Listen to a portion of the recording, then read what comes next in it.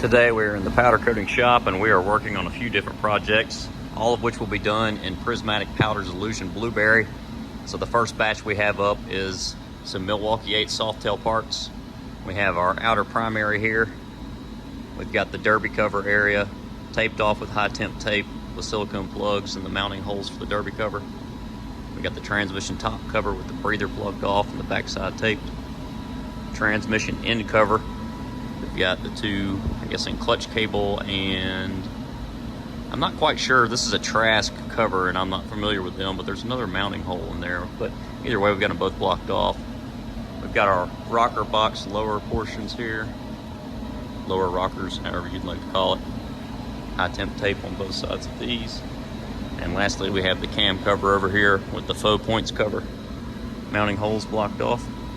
So with this particular color, we'll be spraying a base coat and partial curing that, which will be activated by a clear coat. For the clear coat today, we're going to be using Tiger Dry Lac Wet Clear. We use different clears on different jobs, but on this particular job, we've done parts before, and they were using that same combo. So Prismatic Powders Illusion Blueberry, Tiger Dry Lac Wet Clear. Stay tuned for the next post. I'll give you a quick rundown of our booth setup and gun and whatnot. Here we've got our Prismatic Powders Illusion Blueberry loaded into our GEMA OptiFlex 2. This is a box-fed siphon unit. We have got a 10-foot earth ground down here with a welding lead coming off of it. We have another welding lead with the casing stripped off mounted to our racks. So basically you take this connection here, twist lock it into place to get your ground for the parts. This is our spray booth. We have got a different type of dust collection / purge system in here that Brian Green with Veterans Heating and Cooling installed for us, along with Lynn Royce, kind of engineered it together. I'll show you guys how that works later. Typical booth roof lights. They're LED. They are dirty as all get out. We need to clean those at some point. And then we've got some Harbor Freight LED light panels screwed into the side here. So nothing fancy, but it gets the job done for us. We can see well. So got our oven here, but we'll keep moving. Got our base coat on, nice and even, good coverage. So the next step will be to get these parts into the oven to partial cure. After that, you guys will see that this color changes drastically. It'll get a little more silvery. And then we will let the parts cool off and then hit them with a round of clear coat to activate the Prismatic Powders Illusion Blueberry. And then we will throw them back in for a full cure. All right, we got batch number 2 of the day. I do have a large rack, but we have different materials and I don't want to risk having cure schedules different. So I've got everything separated. This is batch number 2 of 3 for the day. We've got our base coat on here, getting ready to go in for partial cure.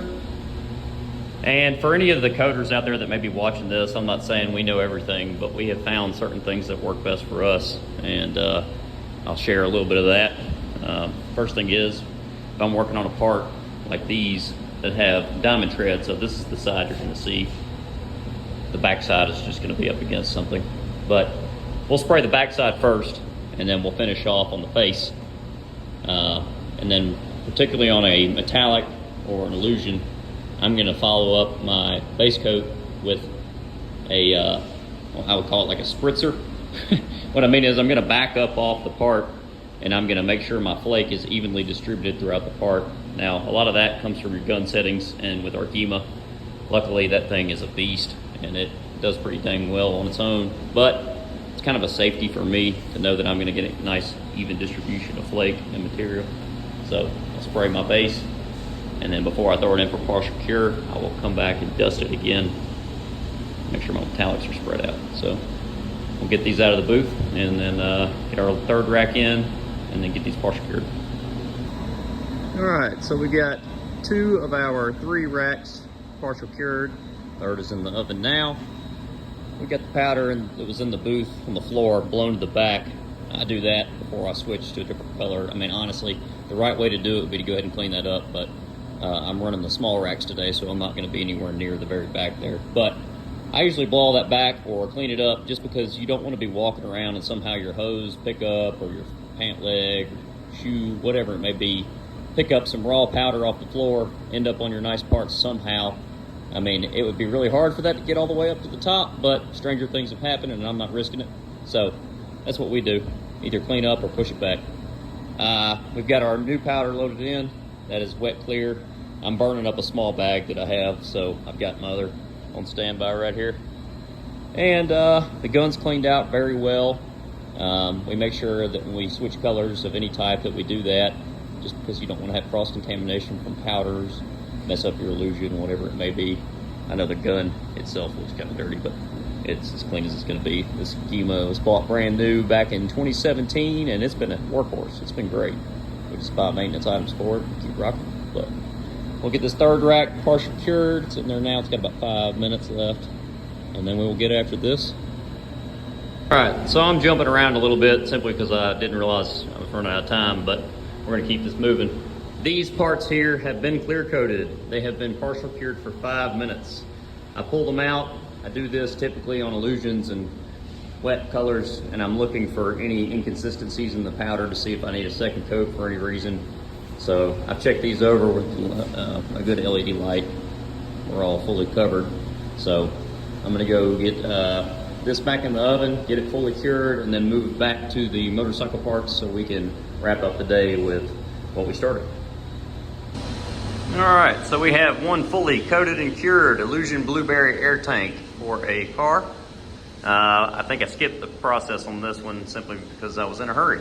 But this is a redo because I sprayed this the wrong color the first time and the second time for the customer.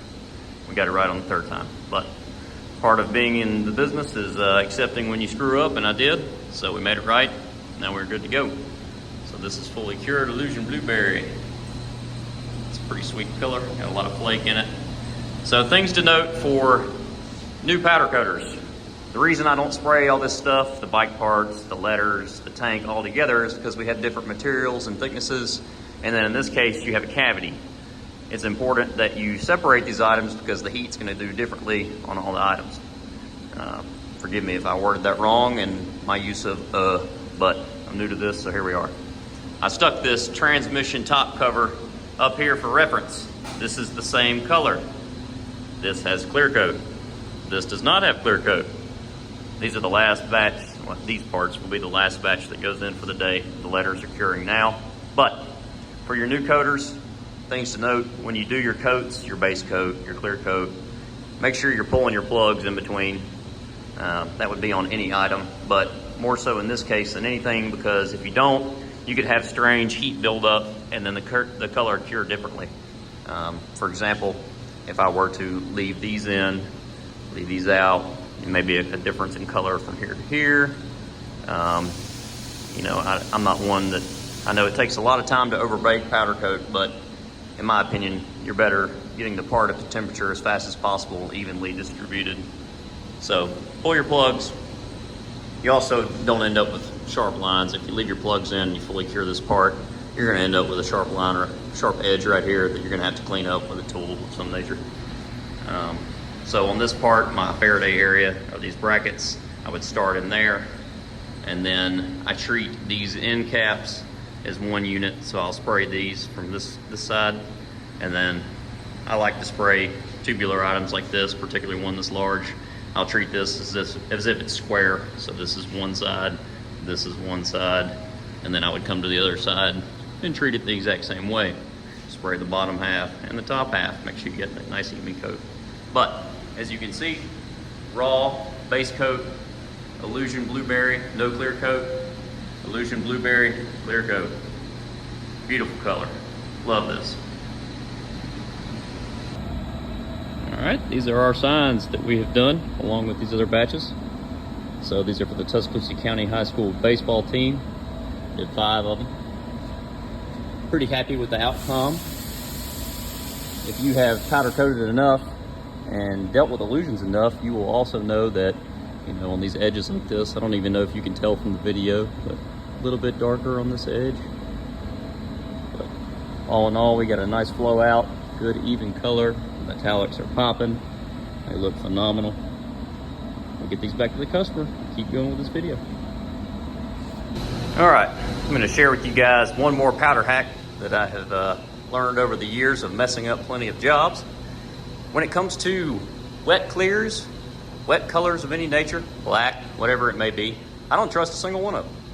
And what I mean is, you could put a very liberal amount of powder on a part and think that you're gonna be A-okay. And then you pull it out and it's got a hair hanging off of it. I mean, just a string of wet powder sagging on down. So, when I'm doing anything that's gonna get a wet clear, gloss black, whatever it may be, something I like to do is, for example, this is Illusion Blueberry. I've got my base coat partial cured, I've got my clear coat applied, and actually partial cured. As you can see, these have not fully transitioned. They went back in the oven for 5 minutes after I put my clear coat on. So, I like to come back in, particularly with Harley parts. I will take these parts and I will flip them over. And you'll say, oh, if you sprayed it right, you won't have to worry about it running. Well, let me tell you, if you do enough volume and you do enough Harley parts, you will have a part run at some point, I guarantee it. And this is a foolproof method to keep it from happening to you on these parts. So, I'll come back in. Now that these have cooled off, I'm gonna go ahead and pull my plugs. Pull them out of every part. And then, I'm gonna flip each part over, hang it by a different hole. Even on these rockers. When I go to the rockers, I'll hang them off the opposite side. So, partial cured, clear coat on top of Illusion Blueberry. You can tell it has not transitioned. 5 minutes in the oven, pull it out, let it cool off. Pull your plugs, flip your parts. If you do enough outer primaries, or I should say any primary, and you hang them like I do, and you've never ran one off these down here, you're full of shit, or you haven't done enough volume, because it'll happen to you. Look at there, we got our parts flipped. As you can see, they have been relocated from where they are hung. Dipped.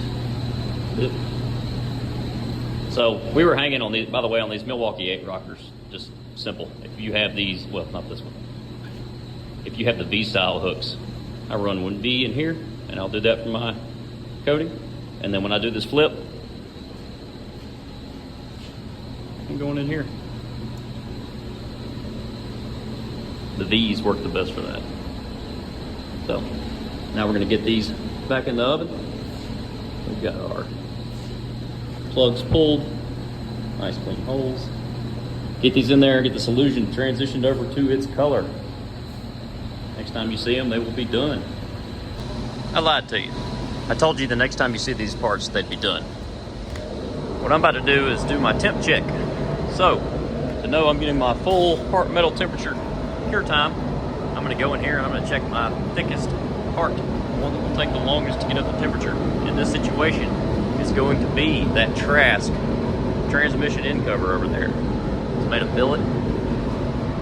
So, I'll take my nice Hobo Freight temp gun here, and I am not even close to temp. And you can go buy whatever temp gun you want to. I've had expensive ones, I've had cheap ones. I think this one actually might be Amazon, I can't remember, but it's done me well.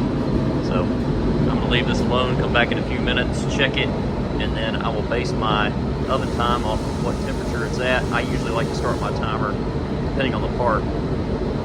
Most of the time we're going to be around 25 minutes. Once I check the parts, they're at 325 to 340, somewhere in there. It's honestly, with an Illusion, it's important to check these throughout the process. And you're going to be going for 10 minutes at part metal temperature. So once these parts reach 400 degrees, you will start your timer for 10 minutes. Depending on what job you're on, you know, you could be working on a huge thick piece of steel or a piece of trim that's thin aluminum, whatever it may be. But you just need to check your temps. It's not rocket science. Check your temps, start your timer, cure your parts. I will say it is extremely important to over cure, if anything, rather than under cure. Because if you under cure, that stuff is going to crack, chalk up, whatever, come off, chip, whatever it may be. Full cure your parts. Even if you do a bad job, full cure it. So when we started all this, we bought all of our equipment from one place. It was a company that is a powder coat equipment sales company that honestly is more like a marketing firm than anything. I'll leave their name out because honestly I spent so much money on their equipment, and the only thing that's been great was the oven. The oven's good. Not great, but good. This booth came with a 3-filter system, had basically you had a sheet of material across the front. I don't know what the proper term for that is, but like tacky filter roll type material. Behind that you had pocket square filters, and then back on the back side of the booth there were HEPA filters, and it was not cost effective to clean these out. They got clogged up quickly, and we were spending a ton of money on filters. So I had 2 friends, Brian Green with Veterans Heating and Cooling, and Lynn Royce. I think Lynn has Lynn Royce LLC or something of that nature. They got together and we got some parts from Columbia Coatings and built the setup. It's basically a purge system. So I will show you guys the back side of the booth here in just a second, but you can see the powder purging there. And anywho, this is what we come up with. So walking to the back here.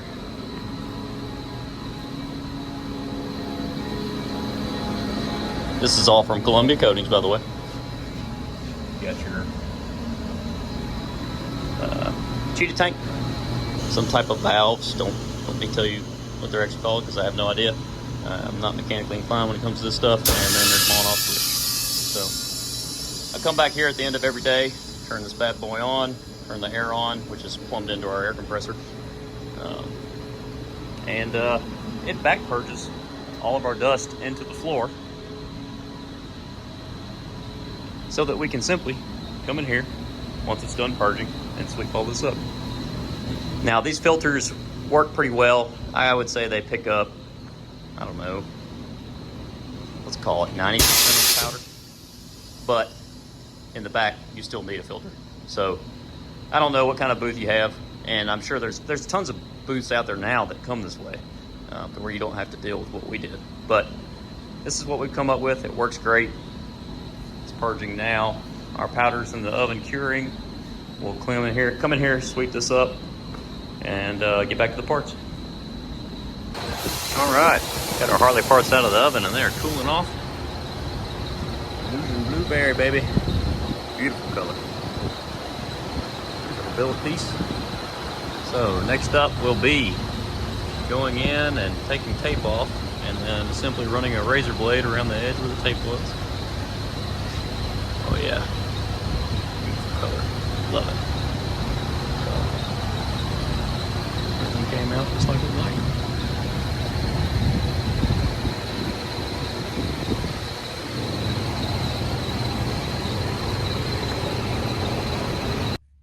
So we are shutting down for the day, but we got our Illusion Blueberry here, all wrapped up.